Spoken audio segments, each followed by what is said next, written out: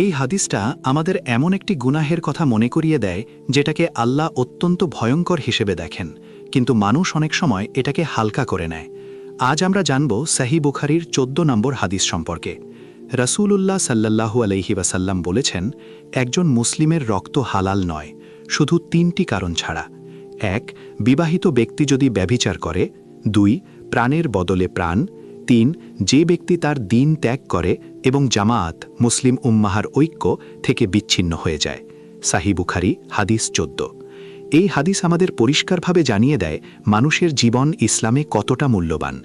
একজন মুসলিমের জীবন খেলনার মতো না, রাগের বশে নেওয়ার মতো না, কথার ভুলে নষ্ট করার মতো না। আজ আমরা শুধু খুনকে গুনাহ ভাবি, কিন্তু এই হাদিস আমাদের মনে করিয়ে দেয় মানুষকে হত্যার পথে নিয়ে যায় অনেক আগের কিছু ধাপ। ঘৃণা, বিদ্বেষ, অন্যায়, রাগ, প্রতিশোধের আগুন এসব আগে জন্মায়, তারপর রক্ত ঝরে। আল্লাহ কোরআনে বলেন, যে ব্যক্তি একজন মানুষকে হত্যা করল সে যেন পুরো মানব জাতিকে হত্যা করল। সূরা আল মায়দা আয়াত ৩২।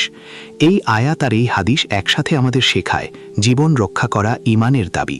কথা দিয়ে আঘাত করা, অন্যায়ভাবে অপমান করা, কারো সম্মান নষ্ট করা, এসবও ধীরে ধীরে জীবন ধ্বংসের দিকে নিয়ে যায়। রাসূল সাল্লাল্লাহু আলাইহি ওয়াসাল্লাম এমন সমাজ জানতেন যেখানে জীবন নিরাপদ, রক্তপাত বিরল আর ন্যায় বিচার শক্তি।